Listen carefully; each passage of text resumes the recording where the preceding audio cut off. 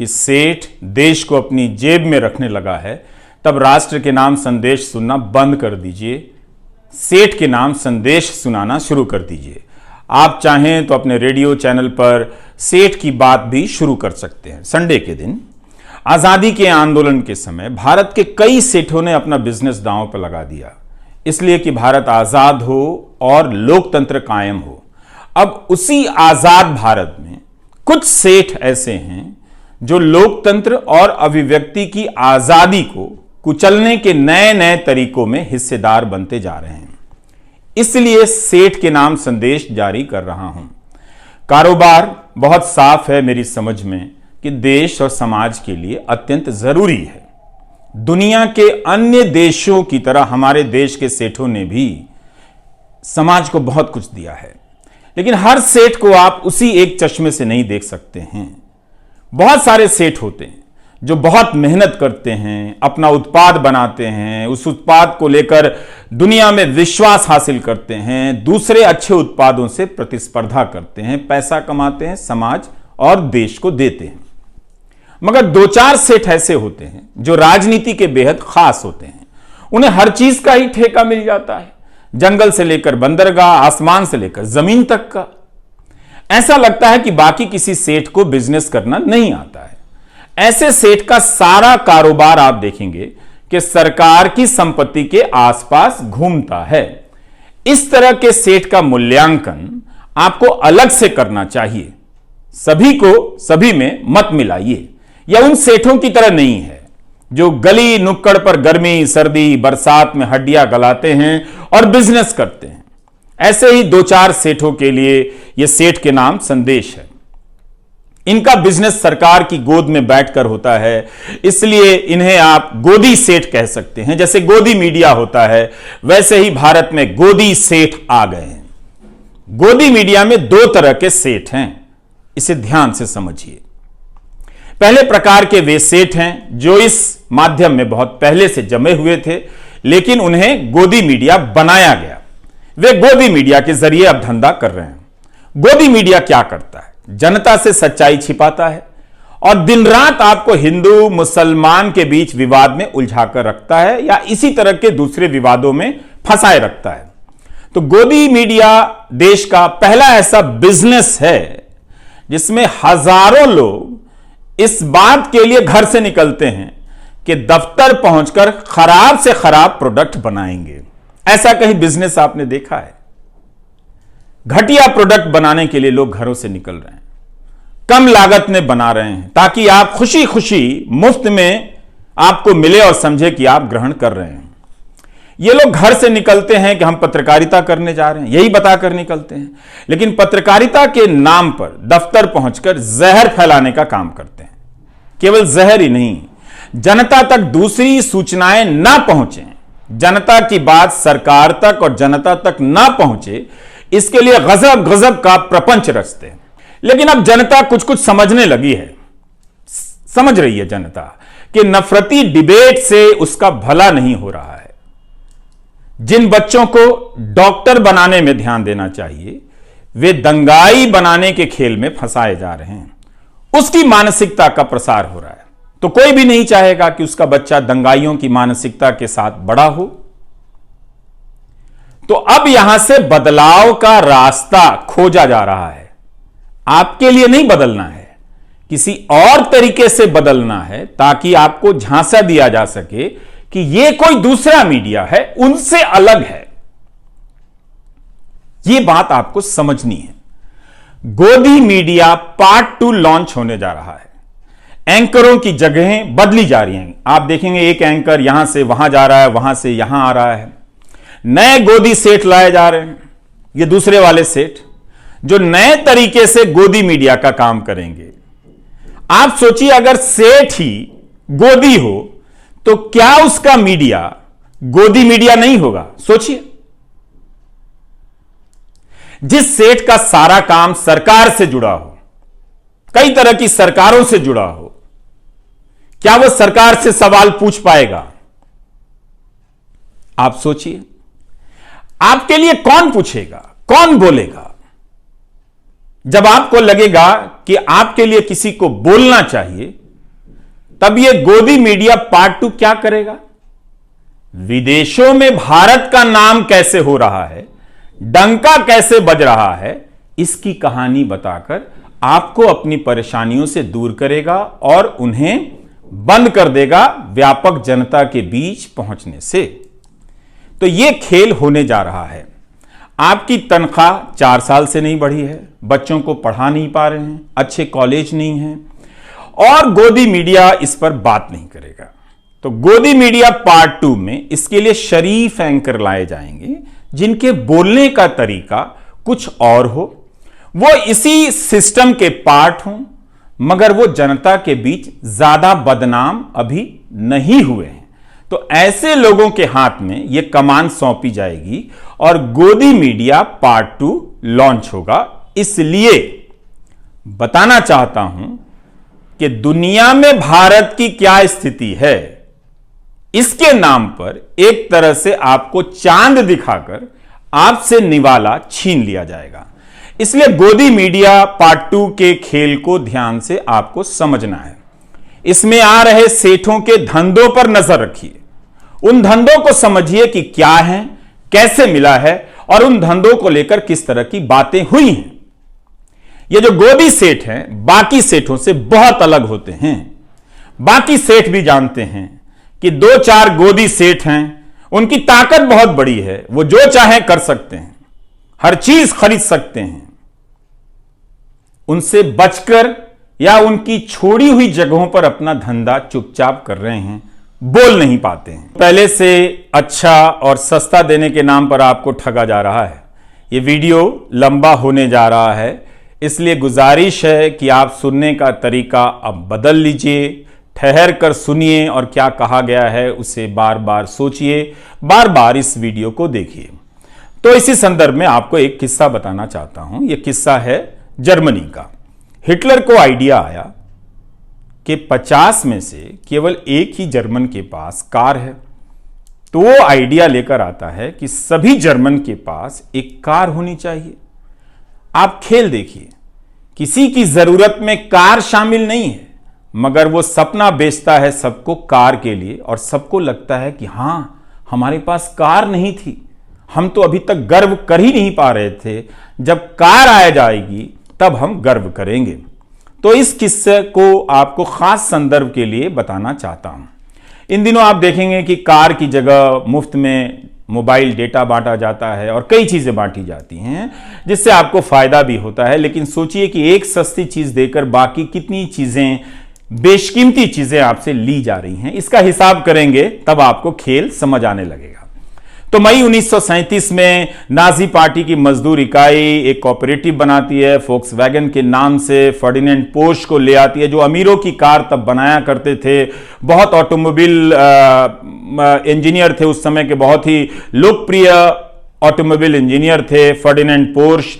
अब वो गरीबों के लिए, आम लोगों के लिए सस्ती कार की डिजाइन करने लग जाते हैं। हिटलर के दोस्त माने जाते थे, इसलिए आज के हिसाब से उन्हें तब का गोदी सेठ कहा जा सकता है, बिल्कुल कहा जा सकता है फर्डिनेंड पोर्श को। तो वो एक कार डिजाइन करता है और उसी वक्त दिसंबर 1938 में यहूदियों के लिए कार चलाने पर रोक लगा दी जाती है। एक तरफ जनता सस्ती कार मिलने के सपने में खोई हुई है, दूसरी तरफ उसी जनता के एक बड़े हिस्से के कार चलाने पर रोक लगाई जाती है और उसे गैस चैम्बर में भेजा जाने लगता है। अब आप समझ रहे हैं, कुछ कुछ सोचिएगा। तो इसलिए कहा जाता है, जो लोग कहते हैं कि तकनीकी सभी के लिए समान अवसर लेकर आती है, यह बात पूरी तरह से ठीक नहीं है। अंतिम और सबसे बड़ा फायदा किसे होता है, यह हम इतनी आसानी से नहीं समझ सकते हैं। एक किस्सा और है, सभी कार खरीद सकें, इसलिए उस समय हिटलर की पार्टी ने एक बचत योजना बनाई जिसमें 3 लाख से अधिक लोगों ने अपनी पूंजी लगा दी।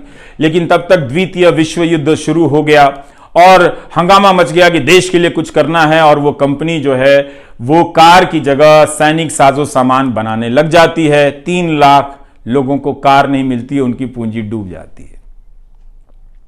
उस कंपनी में एक कामगार था जिसने बाद में अपना एक अनुभव बताया। 15,000 लोग बंधुआ मजदूरी करते थे। 350 लोग इसलिए मर गए कि उनके इलाज की कोई व्यवस्था नहीं की गई, यानी इंसान की वहां कोई कीमत नहीं थी। तो उस व्यक्ति ने क्या कहा? उसने कहा कि उसे कारखाने में ही समझ में आया कि वह एक गुलाम है। उस प्लांट में काम करते हुए उसने महसूस किया कि वह केवल एक सामान है, वस्तु है, व्यक्ति नहीं है जो केवल काम और काम कर सकता है किसी के इशारे पर। इसी समय गुलाम भारत के सेठ क्या कर रहे थे? उस इतिहास में जाएंगे तो आप सेठों पर गर्व करेंगे। बल्कि आज भी भारत के लाखों व्यापारी आज़ादी के आंदोलन में उस समय के सेठों की भूमिका पर गर्व करते हैं। ऐसी विरासत देकर गए हैं वो। हम सभी को करना चाहिए। हम केवल चंद बड़े सेठों के नाम जानते हैं जो मैं बताऊंगा, लेकिन उस वक्त देश भर के अनगिनत सेठों ने, कारोबारियों ने अपना बिजनेस दांव पर लगा दिया कि भारत आज़ाद हो, लोकतंत्र कायम हो। जमनालाल बजाज, वाडीलाल लल्लू भाई मेहता, सैमुअल एरन, लाला शंकर लाल भी सेठ ही थे। ब्रिटिश हुकूमत से लोहा ले लिया, सीधे कांग्रेस में शामिल हो गए, जो उस वक्त आज़ादी के आंदोलन का नेतृत्व कर रही थी।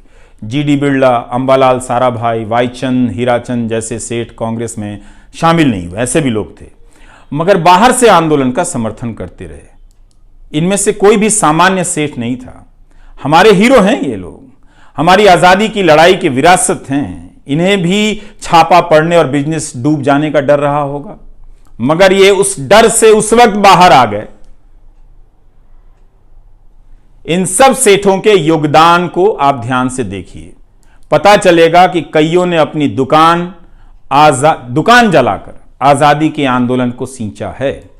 आज भी ऐसे कई सेठ हैं जो भारत को इन्हीं सपनों के साथ देखना चाहते हैं, आज भी, मगर वे डर गए हैं, डरा दिए गए हैं, इसलिए अब नहीं बोलते हैं।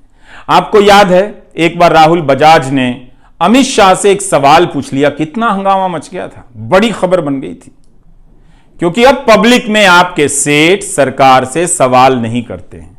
एक समय था जब काफी बोला करते थे, इसलिए मुझे लगा कि सेठ के नाम संदेश जारी करना जरूरी है। तो आजादी के समय के सेठ बिजनेस तो कर रहे थे, मगर यह भी देख रहे थे कि जनता के साथ अन्याय हो रहा है। उन्होंने आजादी की लड़ाई में हाथ और धन दोनों बटा दिए। बेंगलुरु के हाजी उस्मान सेठ ने तो अपनी सारी पूंजी गांधी के आंदोलन को दे दी, आयात किया हुआ सारा सामान जला दिया। बाद में हाजी उस्मान की मौत किराए के मकान में हुई, लेकिन जब उनकी मैयत निकली तो इतने लोग शामिल हुए कि 5 किलोमीटर की लाइन बन गई। यह था सेठों के प्रति सम्मान, उनका आदर और उनका योगदान।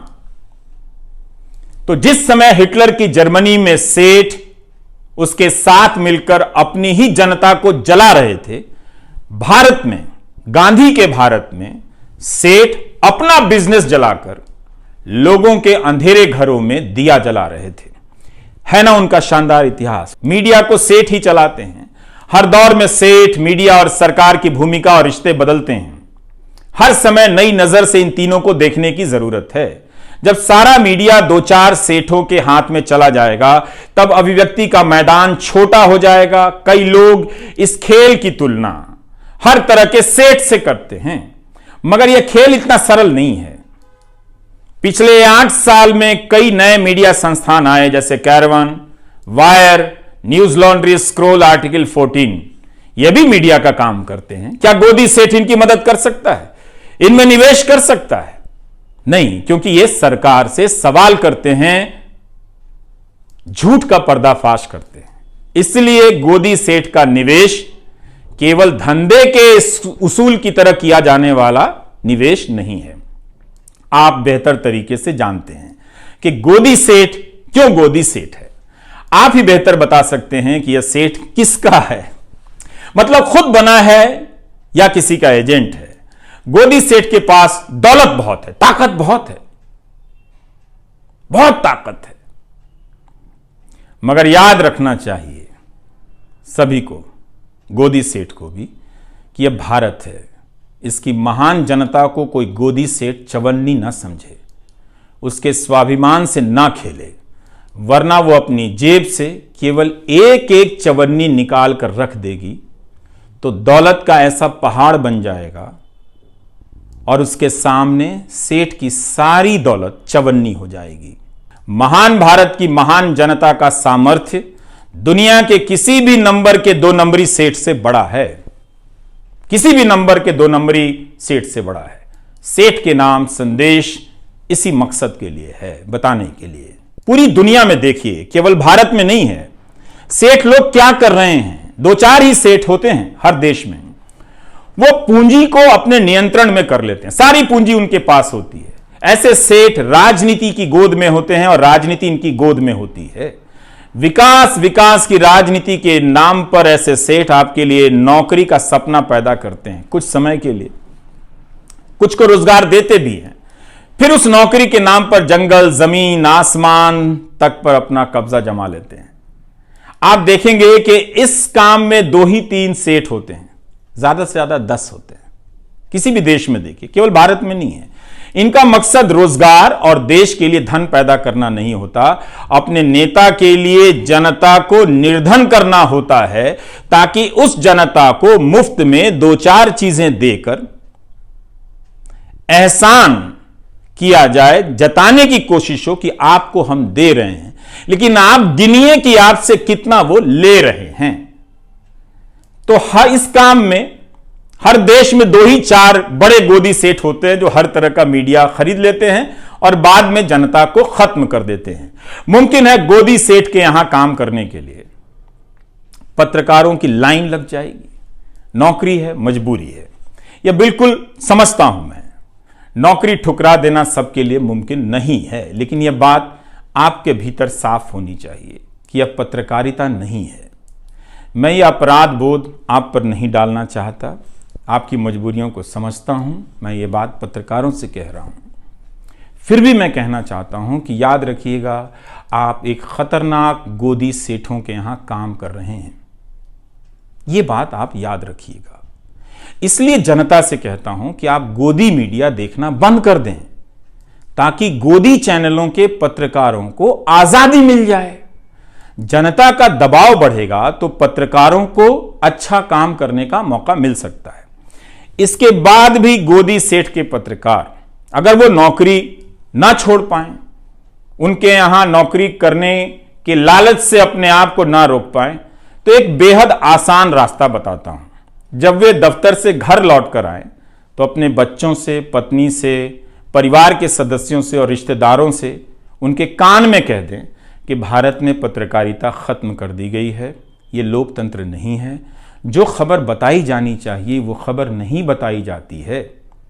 आज हमने कई जरूरी खबरों की हत्या की है, हत्या होते हुए देखी है। नए और अच्छे कहे जाने वाले पत्रकारों को लाया जाएगा, गोदी मीडिया पार्ट 2 लॉन्च होगा।